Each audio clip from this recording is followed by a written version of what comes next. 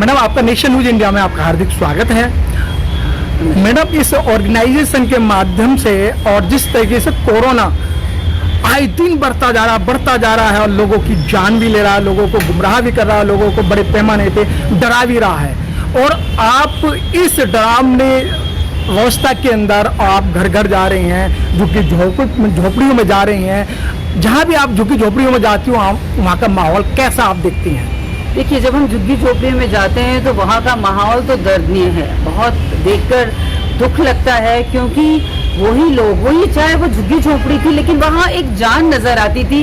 वहाँ लोग, बच्चे थोड़े थोड़े भागते खिलखिलाते हुए फिर भी नजर आते थे, चाहे उनकी जैसी भी स्थिति थी, कुछ एक हंसी और ये निकलती थी। क्यों, हम लोग एनजीओ हैं तो हम कोरोना से पहले भी उन झुग्गी झोपड़ियों में जा चुके हैं। हम लोग वहाँ जा के अवेयरनेस कैंप करते थे कि कहीं किसी की कोई प्रॉब्लम हो, उनको हम जाके खुद सॉल्व करते थे। लेकिन जब कोरोना का समय आया और अब जब वहाँ जाने लगे और हमने देखा तो वहाँ पर हंसी तो बिल्कुल खत्म हो चुकी थी, क्योंकि भूखमरी आ गई थी। खाना नहीं है, किसी के पास आधार कार्ड नहीं है, राशन कार्ड नहीं है, या फिर उनको उस तरीके की एक तरीके का सहायता नहीं मिल पा रही है। जैसे बच्चे छोटे छोटे हैं तो कुछ घरों में तो बच्चों को वो दूध ही पीते हैं, तो उनको उस तरीके का वहाँ पर न्यूट्रिशन देना, वो करना। हमने पहले सोचा यही प्रोग्राम कर लेते हैं, हम इन लोगों को हाइजीन के बारे में समझाते हैं, हम इन्हें सफाई के बारे में समझाते हैं। शुरुआत तो हमने यहीं से करी थी कि हमने मास्क बांटने शुरू करे, कपड़े के बनवा कर हमने उन्हें साबुन दिए, सैनिटाइजर्स दिए, बच्चों को समझाया सफाई रखनी।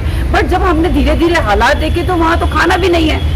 फिर हम लोग वहाँ जाते हैं, वहाँ पर हम लोग खाना देते हैं, और फिर वहाँ हमारे एरिया प्रेसिडेंट्स हैं, हमने हर एक एरिया के प्रेसिडेंट्स बनाए हुए हैं। वो एरिया में वो सर्वे करते हैं, वो वहाँ के हालातों के हिसाब से फैमिलीज को चुनते हैं जिनके हालात बहुत ही बुरी हालत में और जहाँ से कोई हेल्प नहीं आ रही, उनको हम अडॉप्ट करते हैं। और हमने ऐसे बहुत फैमिलीज अलग अलग एरिया में अडॉप्ट करी हुई है, और उनको हम 15 दिन के गैप में खाना प्रोवाइड करते हैं।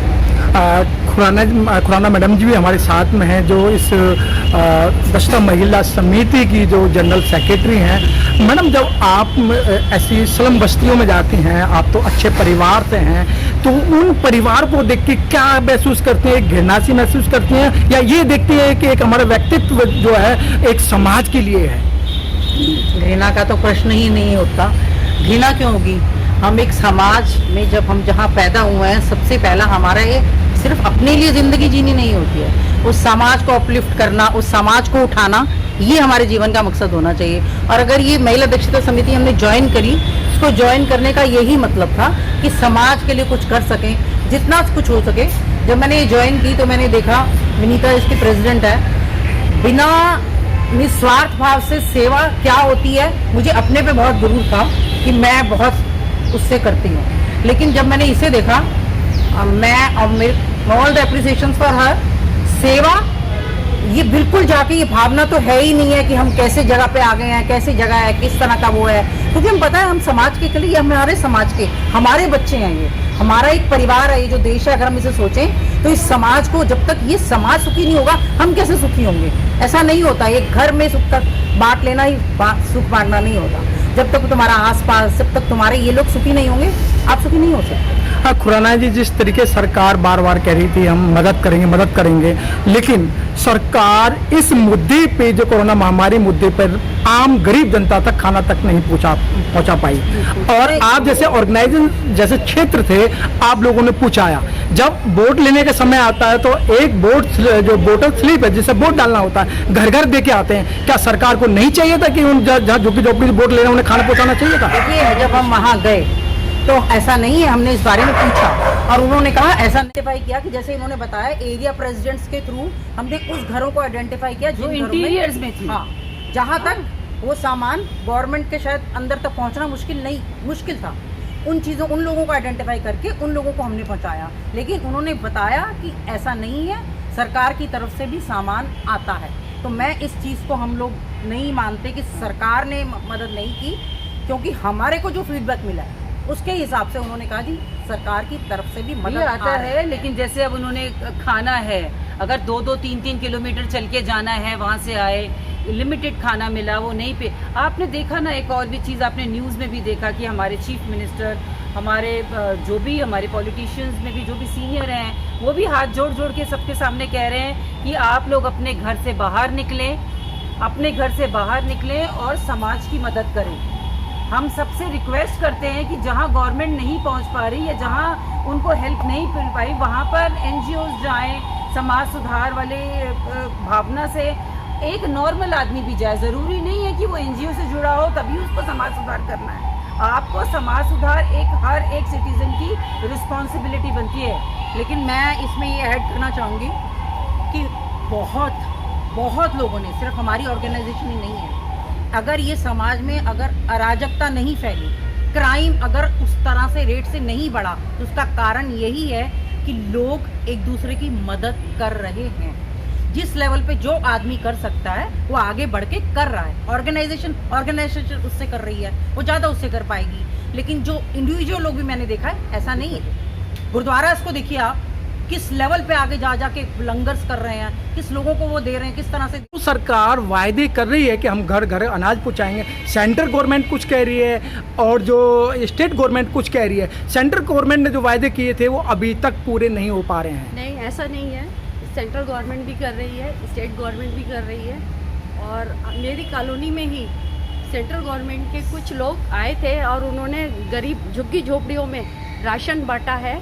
और मैंने भी 3 फैमिलियों को अडॉप्ट करके उनका मकान का किराया और उनको 3 महीने तक राशन दिया है। आपने दिया है? मैंने भी दिया है जी। जो और अभी भी 2 फैमिली को मैं अभी भी हर मंथ दे रही हूँ। और उनके मकान का रेंट भी दे रही हूँ। महिला दक्षता के सपोर्ट से मैं ये सब कर पा रही हूँ। एक पार्ले का बिस्कुट देते थे उन लोगों को और 50 लोग फोटो खिंचवाते थे, और जो लेने वाला था वो अपने आप को बड़ी शर्मिंदगी महसूस करता था। नहीं, वो इस तरीके का जो करते हैं वो गलत है। लेकिन हमारी महिला दक्षता समिति ने कभी भी इस तरीके का फोटो खिंचवाने के लिए नहीं किया, कभी भी कोई काम ऐसा नहीं किया।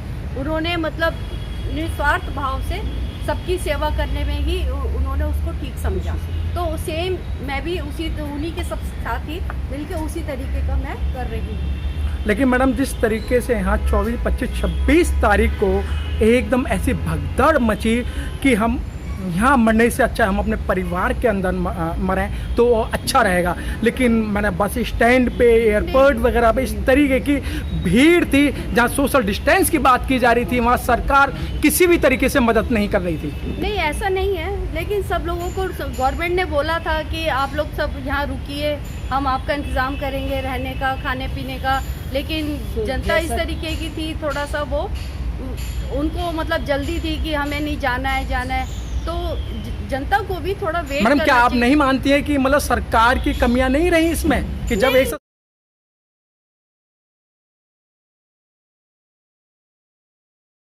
जब कुछ इस तरीके की महामारी आती है या इस तरीके का कोई खतरा किसी को नजर आता है तो वो अपनी घर की तरफ भागता है। तो जब यहाँ पे भगदड़ मची और लोगों ने घर की तरफ भागने के लिए पैदल ही चलना शुरू कर दिया, उस पैदल चलने में किसी के छोटे बच्चे थे, कुछ थे, कोई डेथ भी हो गई।